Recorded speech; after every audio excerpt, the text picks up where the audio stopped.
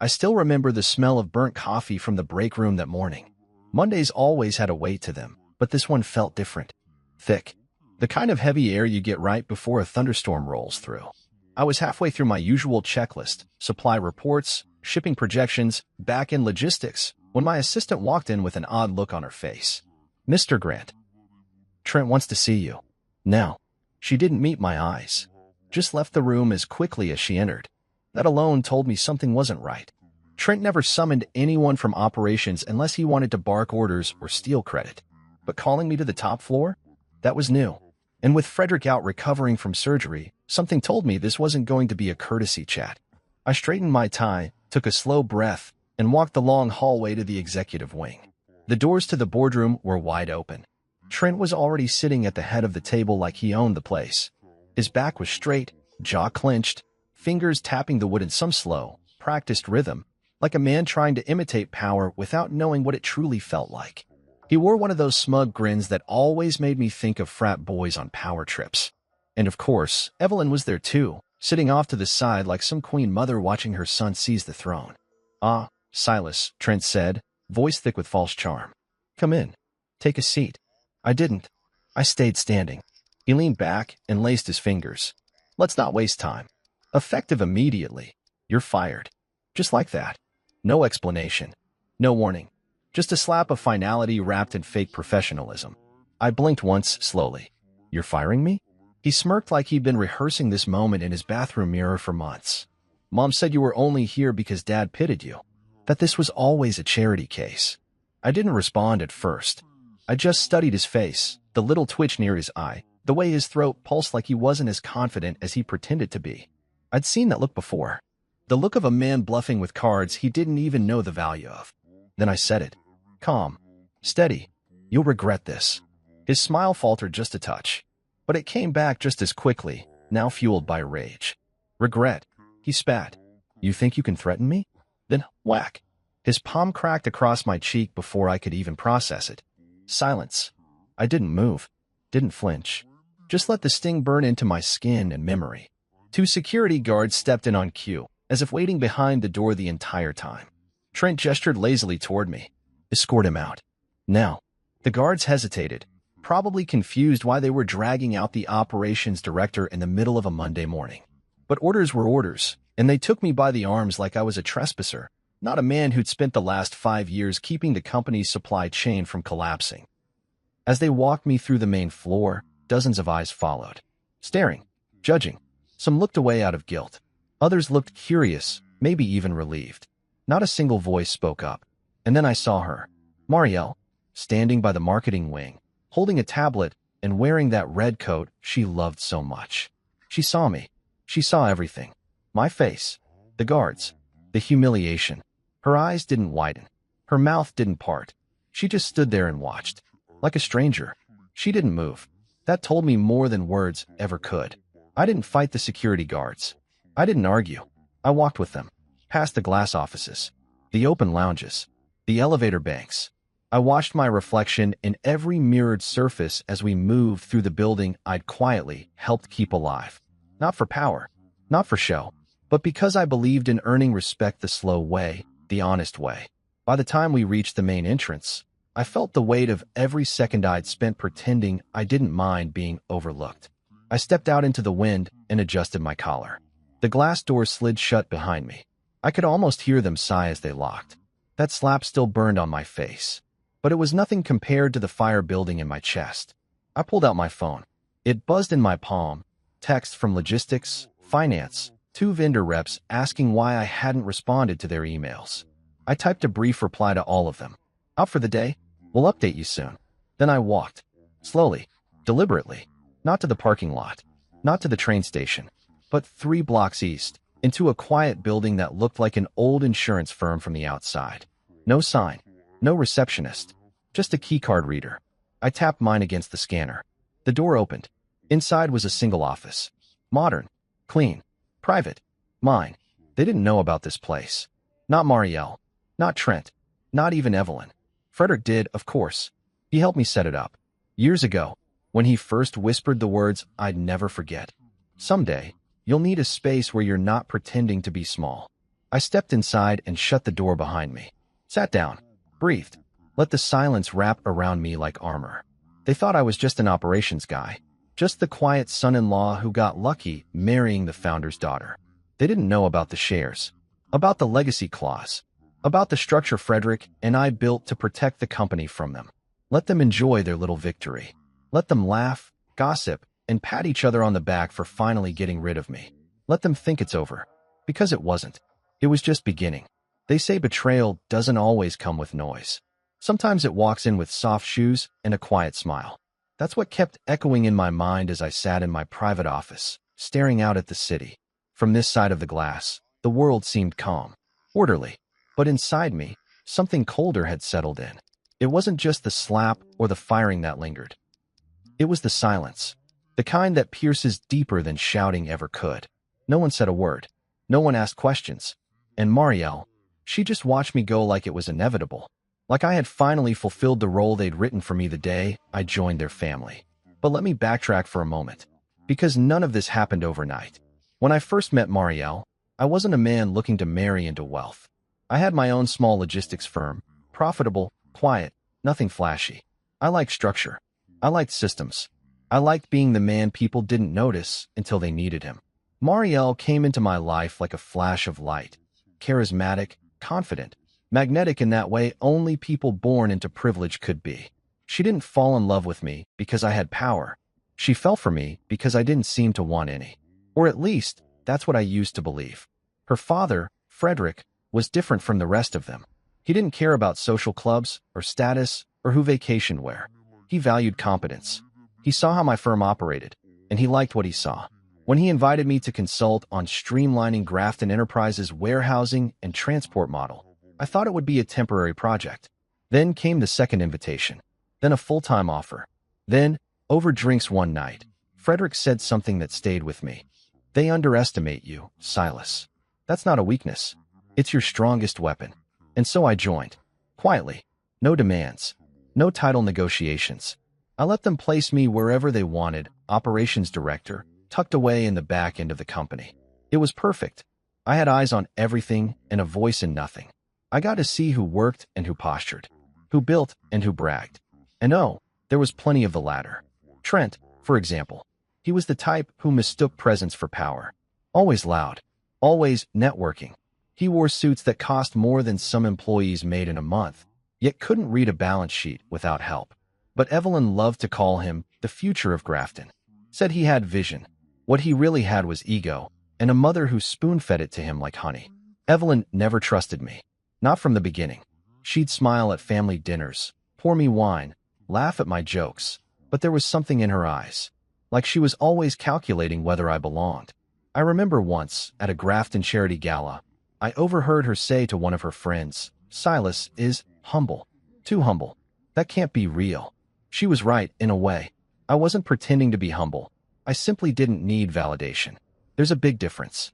But people like Evelyn and Trent, they couldn't grasp that. To them, if you weren't bragging, you were hiding. If you weren't loud, you must be weak. That misunderstanding was their first mistake. The second was thinking silence meant surrender. What they didn't know, what they never cared to look into, was who I truly was. Not just Marielle's husband. Not just the quiet ops guy. But a man with stakes. With reach. And, thanks to Frederick, with power they couldn't even imagine. The day Trent fired me, I could have spoken up. I could have mentioned the shares. The legal agreements. The silent contracts Frederick and I had structured with attorneys and board proxies. But I didn't. Because the truth is, sometimes you have to let people show the world exactly who they are before you take the floor. Let them write their story. Then tear out the final page. I sipped my coffee and opened my laptop. My inbox was full. Confused suppliers, delayed schedules, even a few overseas partners asking why they hadn't heard from me. I replied to each one calmly, setting brief meetings. I didn't tell them what happened. I didn't need to. They'd see it soon enough. Then I opened an older email. One I'd saved for a moment like this. Subject line, Legacy Clause Confirmation. It was a signed scan from Frederick's personal lawyer, dated 3 years ago, confirming my 40% voting share in Grafton Enterprises. Locked. Transfer protected. Silent until triggered by removal without cause or any hostile executive takeover attempt. Trent had unknowingly pulled that trigger. I leaned back in my chair, thinking about how quickly perception shapes reality. All these years, I let them view me as background noise, and I never corrected them. Why would I? It's easy to maneuver in the shadows when everyone else is blinded by their own spotlight. They whispered that I only had a job because Frederick pitted me. They assumed I needed the family, that I needed Marielle. But they never asked why I never brought my own family around, why I drove a modest car, why I didn't flex, didn't boast, didn't chase credit. Because the truth? I didn't come into their world empty-handed. I came in playing the long game, and they gave me everything I needed to win it. I walked over to the small cabinet in the corner of the office and pulled out an old photo, one of Frederick and me at a Grafton warehouse site, both of us in construction vests and laughing over some ridiculous inventory glitch. He wasn't just my father-in-law. He was my mentor, the only person in that family who saw past the surface. He once told me, "This company doesn't need another prince. It needs a steward." That's what I'd been all along. While Trent played dress-up CEO and Evelyn plotted in corners, I made sure trucks left on time. That deal's closed. That software system stayed ahead of competitors. I did the work no one clapped for. And now? Now I was going to let them feel what happens when the man they dismissed turns out to be the pillar they were standing on. I turned off the lights in my office and stepped out into the hallway. Quiet, empty, clean. It reminded me of something I'd read once. True power is never loud. It is silent, still, and terrifying when revealed. They had seen the outsider, but soon they would meet the man behind the curtain, and they wouldn't know what hit them. When the news came in, I was already halfway through a morning call with one of our international partners. A short ping on my phone. Nothing flashy, just a private message from Frederick's driver. He's back. Early. Walking into headquarters now. I read it twice. Frederick wasn't supposed to return for another 2 weeks. His surgery had gone well, but the doctors had insisted on rest. 3 weeks minimum. No meetings. No emails. No stress. Clearly, that advice didn't stick. I leaned back in my chair, the corner of my mouth twitching into something between a smirk and a breath of relief. This was it. The moment that would flip the entire game board. I ended my call, locked my screen, and stood by the floor-to-ceiling window of my private office, staring out over the city. My reflection looked back at me, calm, still, unreadable. I could already imagine how it was unfolding down there on the 25th floor. Frederick Grafton didn't walk into a room. He arrived. I could picture it perfectly. The double glass doors parting. The slight hush as employees recognized him. The quiet shuffle of people suddenly pretending to be busy, suddenly standing straighter. His cane tapping lightly against the floor, more for rhythm than support. The board meeting had already been scheduled that morning. Trent called it to announce new leadership strategies, his code phrase for grabbing more control. He thought he had the room. He thought his mother's influence would seal it. He had no idea the founder himself was about to walk into that room and break his little spell in half. I didn't go down. I didn't need to. That room was about to catch fire all on its own. Later, when the assistant who once avoided my eyes came running breathlessly into my office to tell me what happened, I just nodded and let her speak. But let me tell it to you the way I saw it in my mind. Because while I wasn't in the room, I know those people too well. Frederick stepped inside, early. No one saw it coming. One moment, Trent was mid-presentation, probably babbling about streamlining executive decisions, and the next, his father's voice cut through the noise like a sword through fog. "Where's Silas?" Just 3 words. That's all it took. Everyone froze. Trent blinked, confused. Dad, you weren't. How did it? Frederick didn't sit, didn't smile. He just leaned slightly on his cane and repeated, this time with a colder edge, "Where is Silas?" You have to understand, Frederick wasn't a man of drama. But when he raised his voice, even a little, the room listened. Years of respect earned that right. Trent gave the kind of laugh you use when you're caught off guard and trying to play it cool. "Oh, him? Yeah. I let him go. He was only here because you felt sorry for him, remember?" Silence. I imagine it was the kind of silence that settles just before a storm shatters windows. That kind of silence. Frederick's entire expression changed. Not a flicker of surprise. He already knew, of course. But it was the way he let Trent say it out loud, like handing a man a shovel and watching him dig his own grave. "You fired him," Frederick said, voice as calm as ever. Trent, oblivious, still trying to flex. It was overdue. He was dead weight. No authority, no pedigree. You fool, Frederick snapped. The shift was instant. That was the moment the atmosphere in that boardroom fractured. You absolute fool, Frederick repeated, louder now. Didn't you know who he was? The heads of departments glanced around. Nervous glances. Fidgeting hands. Shifting in their chairs. These were people who had worked with me for years but never really looked at me. They heard the whispers from Evelyn, the passive insults from Trent, and they let them shape their judgment. But now? Now they were about to understand what they'd been sitting beside all along. Frederick stepped forward, slow but sure. Silas isn't just your brother-in-law, Trent. He isn't just an employee you can throw out because your mother whispered something in your ear. He paused. Then, in one breath, he dropped the bomb. He owns 40% of this company. Gasps. Real ones. That was the kind of sentence that doesn't land like words. It lands like thunder. Frederick pulled out a file from the leather folio under his arm. Pages rustled. Signatures. Witnesses. Seals. 3 years ago, I transferred those shares to him. Quietly. As a contingency for exactly this kind of nonsense. Not only does he hold equity, he holds voting power. Nearly equal to mine. Trent's face, they told me later, went ghost white. All the color drained. You could hear his breath catch.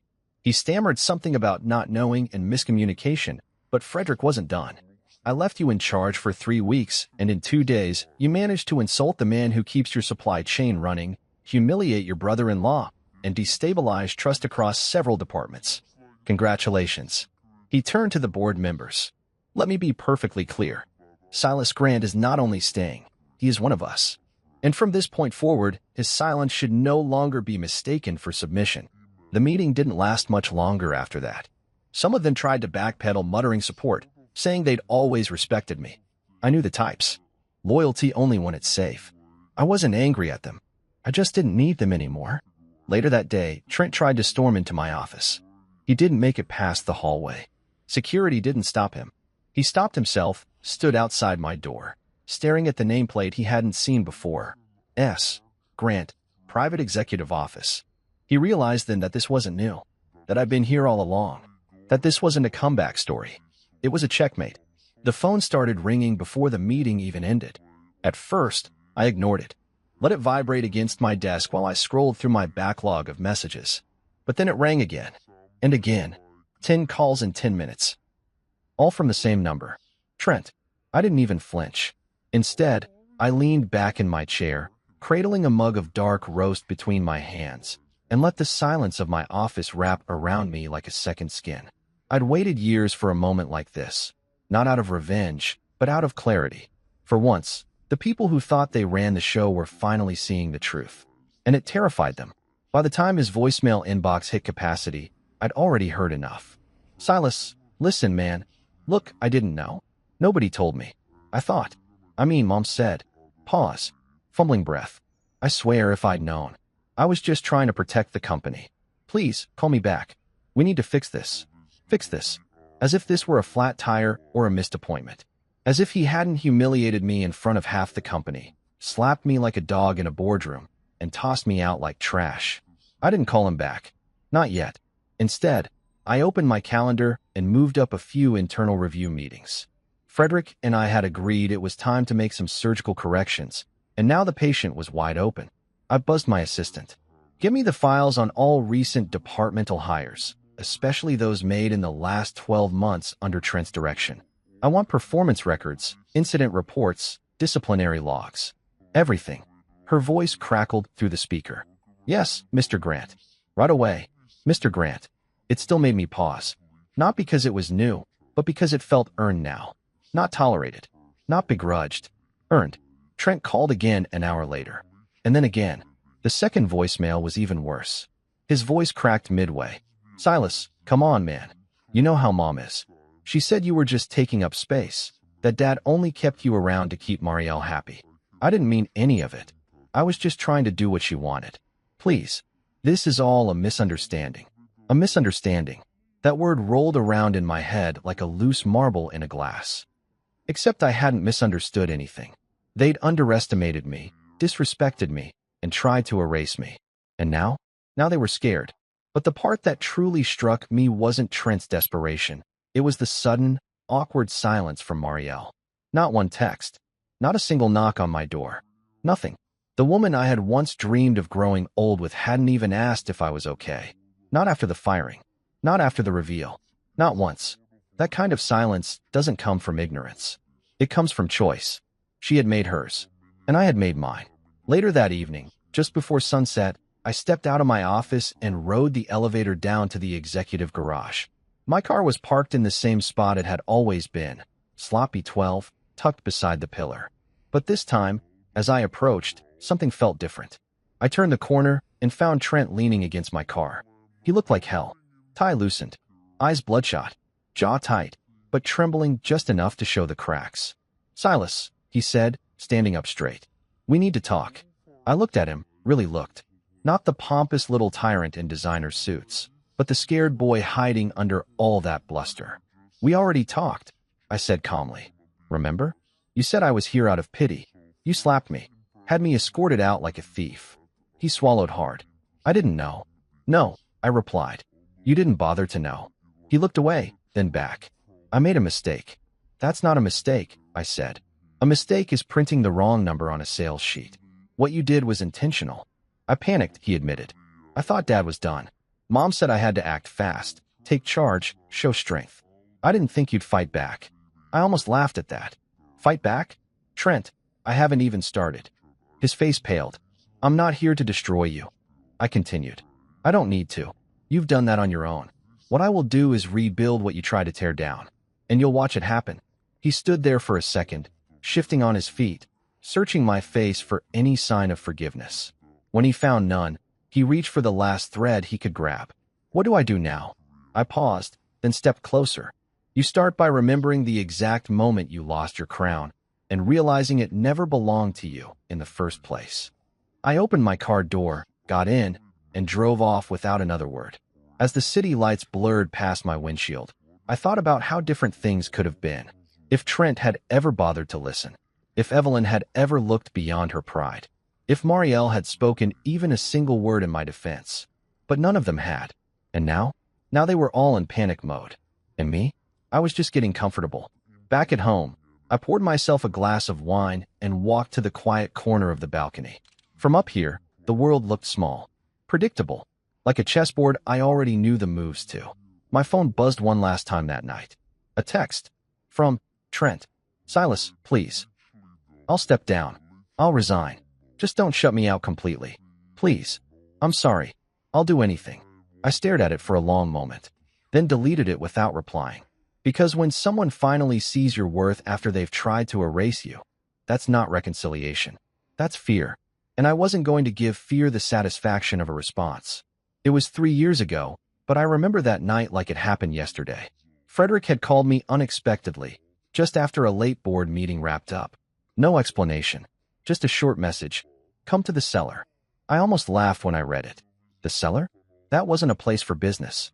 That was his private sanctuary, where he stored old vintages and family keepsakes, where only his most trusted company ever stepped. I had only been down there once before, briefly, to help him carry a delivery crate from a supplier in Bordeaux. But this time was different. I walked through the house, past the marbled kitchen and down the winding hallway until I reached the heavy oak door. It was already cracked open. I stepped inside and found him seated alone, a dim lamp casting long shadows across the stone floor. "Close the door," he said. His voice was low, calm, but there was something in it that told me this wasn't just about wine or idle reflection. I shut it gently behind me. On the table in front of him sat 2 glasses and a thick brown envelope. No branding, no seal, just a faint crease down the center, as if it had been opened and read many times. He gestured to the seat across from him. "Sit." I obeyed, not out of obligation, but because when Frederick Grafton said sit, you did. He poured us both a drink. A deep red, one of his favorites. Then he slid the envelope toward me and said, "Read this." All of it. I pulled the contents free and saw legal papers. At first, they looked like stockholder documents, amendments to existing contracts. But as I read further, I felt my throat tighten. It wasn't just paperwork. It was a blueprint. A hidden structure he had built within the very foundation of Grafton Enterprises. A system of protection, of power transfer, that activated only under certain conditions. Legacy clause, the heading read. According to it, Frederick had already transferred 40% of the company's voting shares into a silent trust, one registered under my name. Not public, not visible to general shareholders, not even to Evelyn, Marielle, or Trent. He had done this quietly, deliberately. I looked up at him, stunned. Why? I asked. Why me? Frederick leaned back, his face unreadable for a moment. Then he gave a quiet sigh. Because you remind me of me, he said. Back when I started this company in a warehouse with peeling paint and one fax machine that barely worked. He took a slow sip from his glass. I see the way you move through this family, this business. You don't shout. You don't fight for the spotlight. You just do the work. Smart. Patient. Steady. He paused. They think you're passive, Silas. But I know better. I've watched you fix things quietly that they didn't even know were broken. I didn't know what to say. I had never heard him speak this way before. Not with sentiment. Not with conviction so raw. You could have given this to Trent, I said, honestly. He's your son. Frederick laughed, dry, hollow. Trent is a show pony in a world that needs draft horses. He talks. He preens. He plays politics. But you? You keep things alive. He reached into his coat pocket and pulled out a pen. I need you to sign that last page. The clause isn't valid until you do. I hesitated. Does Evelyn know? He shook his head. And she won't. She'd burn the whole company down to keep control in the family bloodline. She never understood that legacy isn't about blood. It's about stewardship. So I signed. And from that moment on, I became something else, not just an operations guy. Not just the quiet husband of the Grafton daughter. I became the silent spine of a $200 million company. And I carried that weight in silence for 3 long years. I kept my head down. Watched Trent rise, watched Evelyn manipulate meetings, watched Marielle's affection quietly wither into indifference. I said nothing. Not because I was weak, but because Frederick had asked me to wait. Let them show you who they really are, he had said. And they did. Every smirk, every exclusion, every boardroom slight. They thought I was irrelevant, a placeholder. But I was watching, documenting, letting the rope tighten just enough. Because that's the thing about power, when you don't flaunt it, no one suspects you have it. And when the moment finally comes, it doesn't land like a slap. It lands like a thunderclap. That morning when Trent fired me, when he stood there puffed up and smug, claiming I was only there out of pity, I had the clause in my briefcase the whole time. I could have pulled it out right there, dropped it like a grenade and walked out with the building in flames. But I didn't, because this was never about revenge. It was about the truth. The truth Frederick saw in me. The truth they refused to see for themselves. And now, after all the whispers and betrayals, it was finally out. I could hear Frederick's voice in my head again, like a quiet echo in the back of my mind. They'll learn one day. But when they do, make sure they learn everything. And that was the part that stuck with me. Because the legacy clause wasn't just a backup plan. It was a test of patience, a test of character. I had waited 3 years, watching a family unravel itself from the inside. Not with hate, but with arrogance, with ego, with carelessness. And now, it was time to rebuild, not in their image, but in mine. Later that night, I pulled the original copy of the legacy clause from my private vault, held it under the light, ran my fingers across the notary seal. Everything Frederick had predicted had come true. The fall of Trent. The implosion of Evelyn's influence. Even the slow decay of Marielle's loyalty. I thought about him, sitting alone in that wine cellar, watching the empire he built tip dangerously toward vanity. And I realized something. He hadn't just given me the shares. He had given me the burden of fixing what he no longer could. And I intended to carry that burden with quiet precision. Because unlike them, I didn't need applause. I just needed results. The air outside the Grafton Enterprises building was crisp that morning. Sunlight spilled across the plaza like someone had tipped a jar of gold over the city. Employees trickled in like every other Monday, coffee in hand, half awake, unaware they were walking into a turning point. The kind that didn't just change headlines, but legacies. Inside the building, everything was already set. The press conference was scheduled for 10 a.m. sharp in the main atrium. Invitations had gone out the night before, carefully worded, deliberate. Frederick didn't want any leaks. No whispers ahead of time. No time for Trent or Evelyn to spin their version. This wasn't going to be a meeting. This was going to be a reckoning. I stood off to the side as the media poured in, reporters from every major business outlet, local journalists, even a few foreign correspondents. Grafton Enterprises had that kind of weight. It wasn't just a company, it was a name a dynasty. And today, that dynasty was about to be rewritten. Frederick walked out right on time. No cane today. He'd refused it, despite his doctor's warnings. Said it made him look fragile. Said today, more than ever, he needed to stand on his own. He stepped up to the mic, calm and firm, his presence alone silencing the murmurs in the room. "Thank you all for coming on short notice," he began, scanning the room. "I'll keep this brief and clear. No greetings. No introductions. Just purpose. There's been a great deal of confusion about recent decisions made during my absence. While recovering from surgery, certain changes were made at the executive level, without my knowledge, and without proper authority." He paused there, letting the implication land. "I've reviewed these actions. I've met with legal counsel, and I've made my decision." He turned slightly, extending a hand toward the side entrance. "Silas Grant, please join me." The room stirred. Cameras snapped. Some gasped. Yes, gasped, like they were seeing a ghost. I walked forward, slow and steady, wearing the same suit they'd once called too plain for upper management. Only this time, every eye followed me. Not out of pity, but out of curiosity, maybe even respect. Frederick continued. "This man is not only a member of my family, but a critical pillar of this company's success. For years, he's worked behind the scenes, quietly maintaining our operations with precision, intelligence, and loyalty." He looked directly into one of the cameras now. Silas was removed from his position without justification. "And I'm here today to correct that mistake, publicly and permanently." He turned back to the crowd. Effective immediately, Silas Grant is reinstated at Grafton Enterprises, not just as Director of Operations, but as Co-Chief Executive Officer. The room exploded. Reporters shouted questions over one another. Microphones pushed forward. Flashbulbs went off like lightning. I stood still, my hands folded calmly in front of me, while the world finally saw the man they tried to erase. One voice broke through the noise. "Mr. Grafton, is this true? Does Mr. Grant actually hold significant ownership in the company?" Frederick didn't hesitate. "Yes. He owns 40% of Grafton Enterprises through a private trust one established 3 years ago. His stake is legally binding, irrevocable, and entirely earned." That last part? That was for Trent, and Evelyn, and maybe even Marielle, wherever she was. A second voice asked, "And what of Trent Grafton? Will he retain his position as CEO?"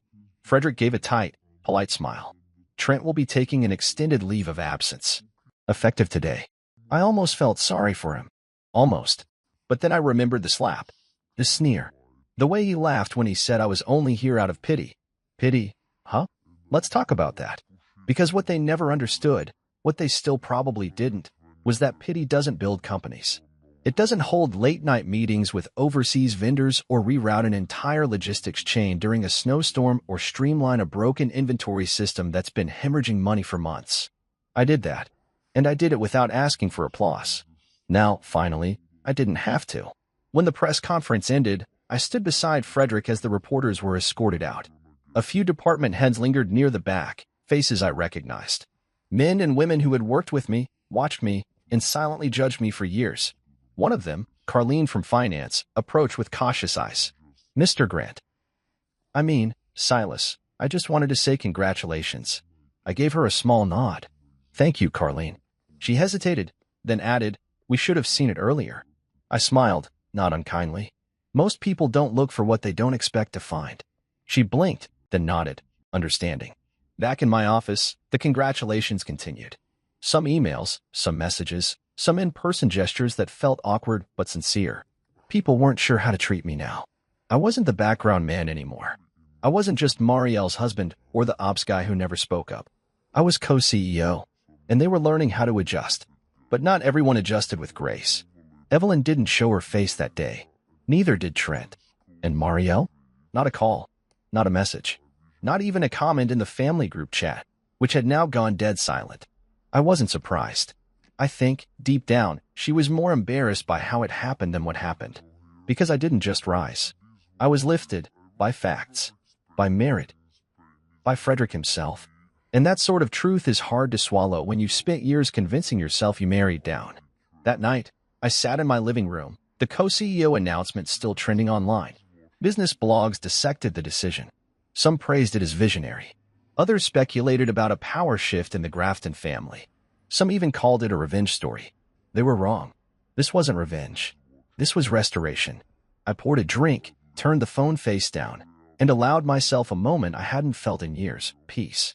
Because I didn't shout to be heard. I didn't fight to be seen. I just waited and showed up when it mattered most. Retribution didn't come with fists or fire. It came with a spreadsheet, a plan, and a closed-door meeting at 7 a.m. the Monday after my reinstatement, where the only thing louder than the ticking wall clock was the silence from those who used to dismiss me. I had called in every department head, finance, legal, HR, tech, logistics, you name it. Some came curious. Some came nervous. A few, like Dawn from marketing, walked in with smug skepticism, still thinking this was some temporary stunt orchestrated by Frederick. They didn't know I'd been watching for years. Every hire, every expense, every shortcut disguised as innovation. So when I stood at the head of the conference table and turned on the projector, I didn't start with small talk. I opened with a single slide. This ends now. There was no yelling, no theatrics. I didn't need them. I had facts, receipts, a compiled list of mismanaged accounts, underqualified hires, botched contracts, and cushy deals handed to friends of Trent or Evelyn. I had proof of nepotism so blatant it might as well have been printed on company letterhead.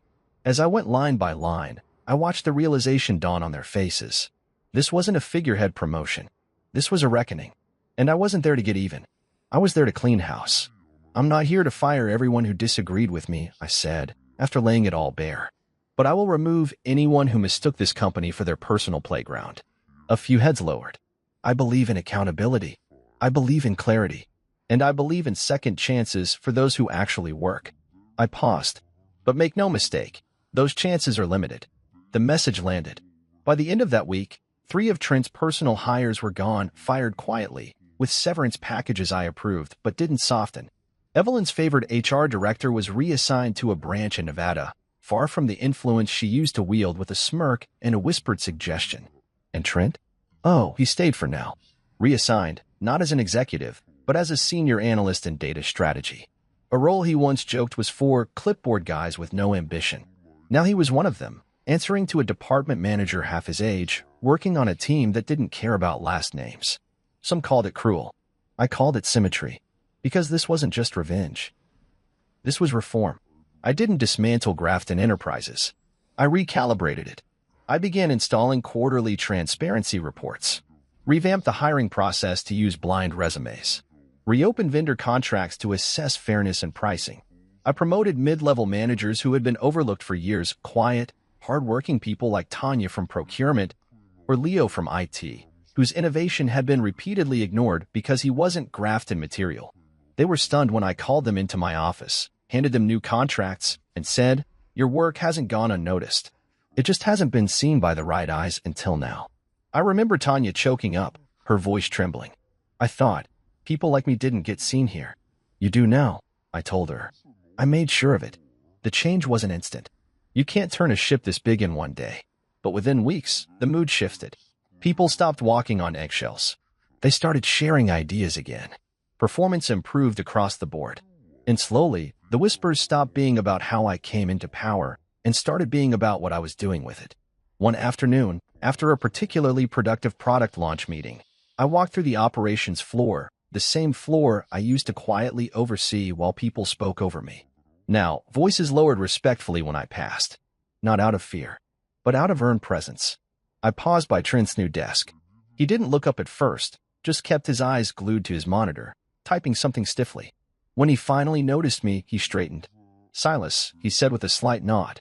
"How's the new team treating you?" I asked. "They're professional," he muttered. "Good," I said. "You might learn something." He winced, but didn't argue. That, at least, was new. I didn't linger. I just kept walking, my footsteps echoing through a hallway where my name had once been a joke and was now etched in. For the name Grafton, which had been tarnished by ego and entitlement. One afternoon, Frederick called me into his home.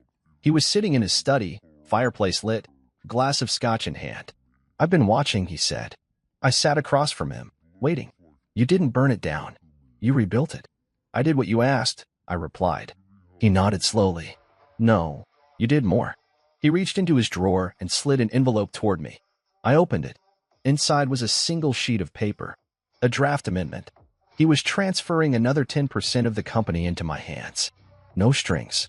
Full control. You've proven who this company belongs to, he said. Now I'm making it official. I didn't speak right away. Because for a man like me, someone who had been mocked, slapped, discarded, this wasn't just a gesture. It was a confirmation. I stood, shook his hand, and thanked him. Not just for the trust, but for giving me the chance to earn it when no one else did. That night, I walked home instead of driving. The streets felt quieter, cleaner, like the chaos had settled. The wind was sharp, but it felt good, like something was being stripped away, leaving only what mattered. I passed by the old Grafton billboards downtown. For years, those signs showed Trent's grinning face or Evelyn's elegant branding slogans. Now, they displayed the company's new vision statement. Earned, not entitled. A message I'd written myself. And beneath it, just the Grafton logo. No faces. No last names. Because real leadership doesn't advertise. It leads. It's strange how you can share a house with someone and still feel like a guest. After the press conference, after the restructuring, after the congratulatory handshakes and subtle nods from board members who used to look past me, Marielle said nothing. She was already home that evening when I arrived, standing by the kitchen island with a glass of wine and her phone, scrolling as if the day's events hadn't just turned her entire family's dynamic upside down. She didn't look up, didn't ask where I'd been, didn't say congratulations. Nothing. I walked in, loosened my tie, set my briefcase down, and waited for her to acknowledge me. She didn't. So I poured a glass of water and stood opposite her, letting the silence stretch. You heard, I finally said. She nodded without looking up. It was on every news channel. I'd have to be deaf not to. Another pause. And I asked. She glanced at me now, her eyes cool and unreadable. You really played us, didn't you? There it was. Not a question of concern. Not curiosity. Just accusation. I leaned against the counter, watching her carefully. I didn't play anyone. I protected what your family was willing to destroy. Her laugh was soft, almost bitter. Is that how you're spinning it now? The silent hero? The patient genius hiding in plain sight? I didn't hide, I said. You just never bothered to see. She set her glass down harder than necessary, the clink sharp against the marble. You could have told me. You could have told me, Silas. I tried, I replied. But every time I started, you either changed the subject or rolled your eyes. You wanted a version of me you could manage. Something safe, predictable, forgettable. Her eyes narrowed. You're twisting this. No, I said calmly. I'm finally untwisting it. She shook her head, walking toward the sink and turning her back to me. So what now? You're the king of the castle? Everyone bows to Silas? Even Trent, demoted and leashed? This isn't about crowns, I said. It's about responsibility. She stared out the window. It's about revenge.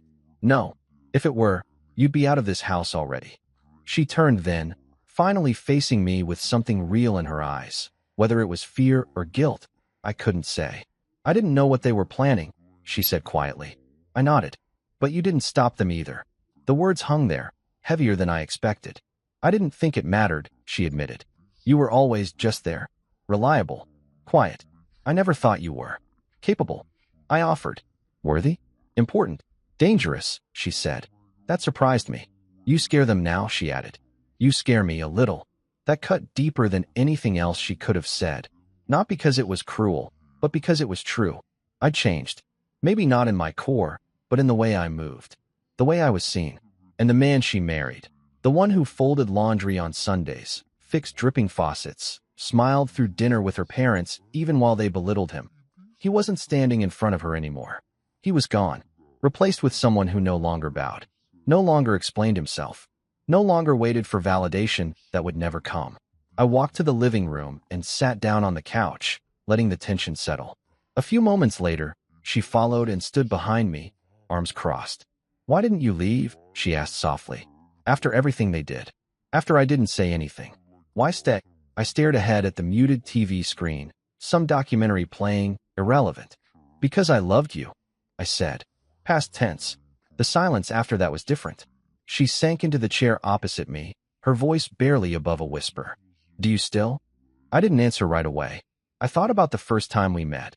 How alive she was, how she made me feel like I belonged in rooms I never dared to enter before. I thought about the wedding, the vows, the way she squeezed my hand when we talked about starting a family.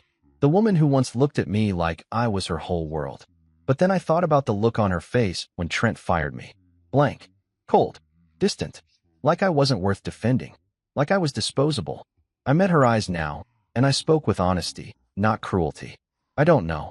She nodded slowly, like she had expected it, but hoped to hear something else. I wasn't trying to hurt you, she said. But you did, I replied. Not with what you said, but with what you didn't.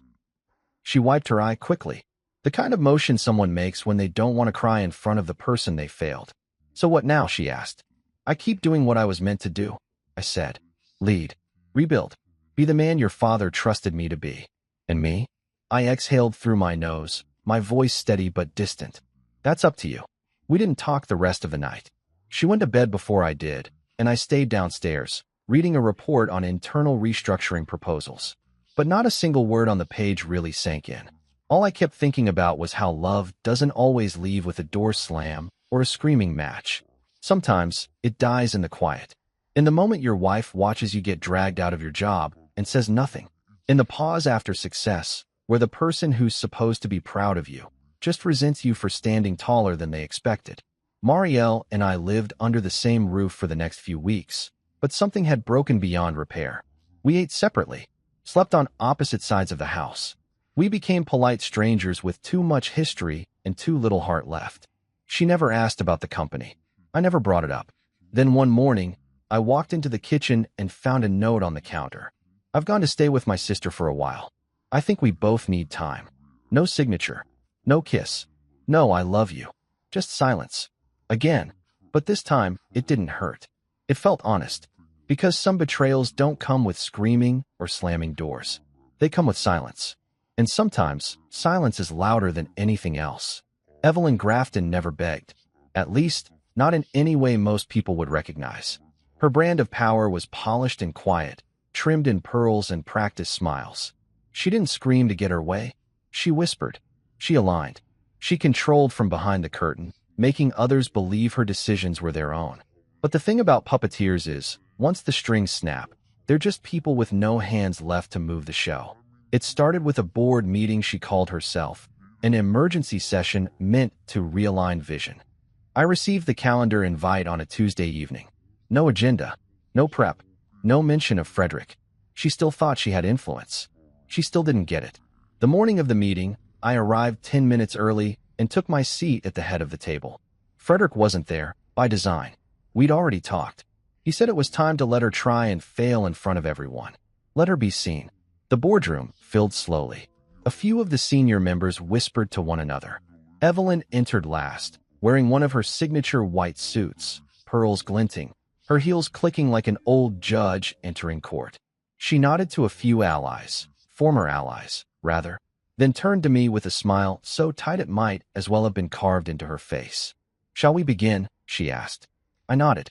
By all means. She stood at the front of the room, holding a tablet she didn't even glance at. There has been a great deal of disruption over the past few weeks, she began. While I respect the decisions made in my husband's absence, I believe they were emotionally driven, and perhaps misinformed. There it was, the start of her campaign.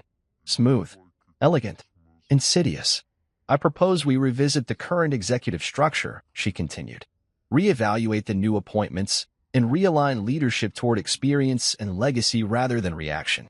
That word, legacy, she liked to use it as a weapon, as a crown, as if it belonged solely to bloodlines and birthday dinners. She paused, as if expecting a nod, a ripple of support. None came, so she pressed on. Furthermore, I'd like to nominate an interim executive advisory board, comprised of key family stakeholders, until things stabilize. I looked around the room, watching faces carefully. A few looked confused, others uncomfortable. Finally, I spoke. Are you suggesting a family-controlled committee override the board? I'm suggesting we return balance, she replied, still smiling. It's not personal, Silas. That was when I opened my folder and slid a document across the table toward the board secretary. This is a copy of the HR investigation your office buried 3 months ago, I said calmly. She blinked. Excuse me. It outlines how your interim hires under Trent falsified credentials, bypassed compliance screenings, and inflated operational numbers for a projected quarterly report you submitted to stakeholders. A hush fell over the room. Those errors were caught by Tanya Dorsey and Leo Barron, 2 employees you attempted to terminate under the justification of department redundancy. Luckily, your requests were flagged. Evelyn's fingers tightened on her tablet. I wasn't done. Second, I said, sliding a second folder to the legal counsel on my left. This includes email chains showing your direct interference in executive hiring decisions while Frederick was under medical care. That violates 3 clauses in the company charter and could be grounds for removal. Now there were murmurs. Real ones. One of the more senior board members leaned forward. Is this accurate? It's verified, I said. Frederick co-signed the documentation. Evelyn's lips parted, but no words came out. I stood slowly, not with anger, with finality. You didn't protect the company, Evelyn. You protected your son. And in doing so, you jeopardized contracts, misused HR authority, and nearly tanked our expansion deal in Jakarta. She blinked rapidly now. The carefully composed woman was cracking, right there in front of people who had once followed her every word. I have spent the last 5 years fixing what you ignored, I said, louder now.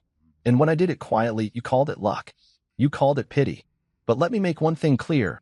This company was never built on pity. It was built on precision. She turned to the others. This is an ambush. He's twisting facts. No, a voice interrupted. It was Carlene, from finance. He's telling the truth. Another voice chimed in. I reviewed the Jakarta fallout. He saved the deal.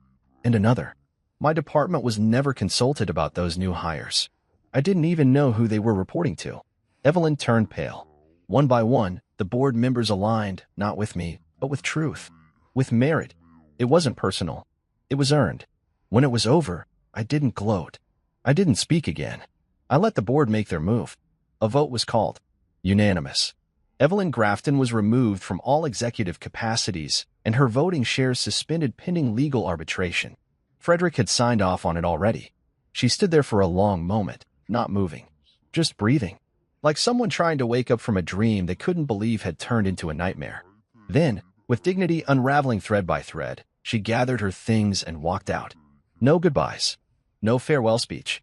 Just silence. Later that day, Frederick and I met in his study. He didn't say much, just sat with a scotch and nodded slowly. She always thought the company was her inheritance, he said. But it was never about blood. It was about who could carry it forward. She still thinks I stole it, I replied. She knows better now. That night, I sat alone on the back porch of the house, our house, though it felt emptier by the day. I looked up at the stars and let the cold night wind brush against my face.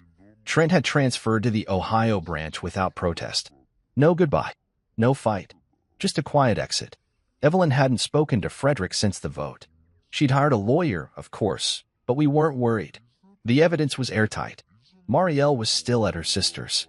She hadn't contacted me, and I didn't chase her. Because the truth is, when people show you what they value, believe them. They valued control, status, illusion. And I valued something else. A company with integrity, a legacy worth defending, a future not built on entitlement, but on effort. Evelyn once ruled this family like a matriarch out of marble and gold. But marble cracks, gold fades, and power, real power, doesn't shout. It rebuilds quietly. One policy at a time. One truth at a time. One removal at a time. A year passed. 1 full year since Trent fired me with a smirk. Since Evelyn tried to reclaim the company through whispers and manipulation. Since Marielle walked out of our home with a bag, a note, and nothing else. I lived differently now. Mornings were slower. I woke before the sun, brewed my own coffee, and walked to work most days instead of driving. Not because I had to, but because I liked to watch the city wake up. The streets, the lights, the rhythm of life. It reminded me of how far I'd come, of how far they had tried to bury me, and how quietly I had risen back to the top. But now that I was here, I didn't feel taller, just steadier. I had made Grafton Enterprises stronger than it had ever been. The chaos had burned away, leaving only what mattered. The executive structure was leaner, fairer. Promotions were based on metrics, not last names. Bonuses were tied to team success, not wine-glass alliances at board dinners. For the first time in its long and complicated history, the company felt clean. And yet, I didn't gloat. That's the thing about real leadership, it's quiet. It's not about parading titles or forcing people to acknowledge your power. It's about the slow, deliberate work of setting things right and letting the results speak for you. One afternoon, I stood by the tall glass window of my corner office, watching the rain blur the skyline. An intern knocked once, then stepped in with cautious energy. "Mr. Grant," she asked, "you've got the advisory session in 15 minutes." I nodded, but her eyes lingered. She hesitated. "Can I ask you something?" I turned. "Of course." She stepped in a little closer. "How did you do it? I mean, how did you go from being fired to owning the place?" Her question wasn't sarcastic. It was curious, admiring, even. I smiled. "I let them believe I didn't belong," I said. "And by the time they realized they were wrong, it was too late to stop me." She blinked, then grinned. "That's kind of awesome." I nodded. "Just remember, quiet doesn't mean weak. Sometimes it means you're working on something bigger than anyone else can see." She left after that, and I sat back in my chair, thinking. It still surprised me sometimes, how everything changed without a single dramatic outburst on my part. No public meltdown, no furious counterattack, just time, patience, structure. Trent had been officially relocated to the Ohio branch. His email signature now read, Regional Strategic Analyst, a role he barely qualified for before, but one he was finally starting to take seriously. From what I heard, he showed up on time now. Read reports. Ask questions. Maybe losing everything humbled him. Maybe not. Either way, he was no longer my problem. Evelyn never returned to Grafton's headquarters.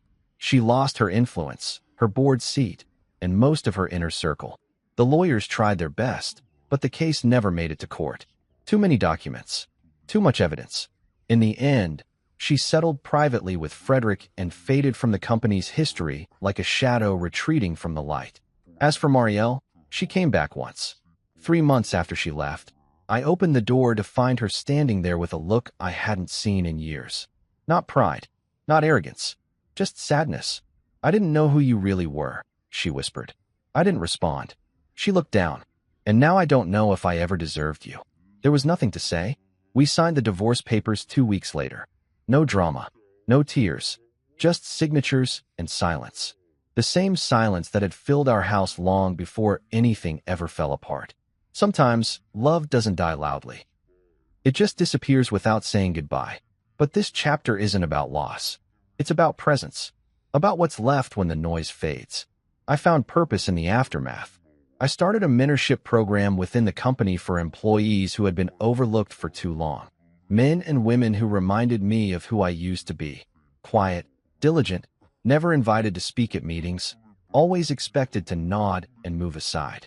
I sat in on their first session, listening more than speaking. And when one of them, a young man named Kamal, asked me how to get people to notice his work, I told him the truth. "You don't chase their attention," I said. "You chase excellence. They'll find you when they need you, and by then, you'll be ready." He nodded like he understood. I hoped he did. One of the greatest misconceptions in business, and in life, is that loud means powerful. That to lead, you must shout. That to win, you must crush. But I built everything by doing the opposite. I listened. I waited. I learned. I didn't slam doors. I opened them from the inside. I didn't demand a crown. I earned it in silence. And that's why, when people now walk into our headquarters and see my name etched beside Frederick's on the glass plaque, they don't ask why. They just nod. Because by now, the story is legend. Not because it was flashy, but because it was real. Sometimes, when I'm alone, I still think about that moment in the boardroom. The day Frederick returned and asked, "Where's Silas?" The pause, the panic, the silence that followed when he revealed who I really was. That moment didn't just expose the truth. It introduced me to myself. I wasn't just the man they underestimated. I was the man they never saw coming. And in the end, that's what makes it all so satisfying. Not the applause, not the title, not the corner office, but the fact that I didn't have to raise my voice to win. I just had to stand still and let the truth speak for him.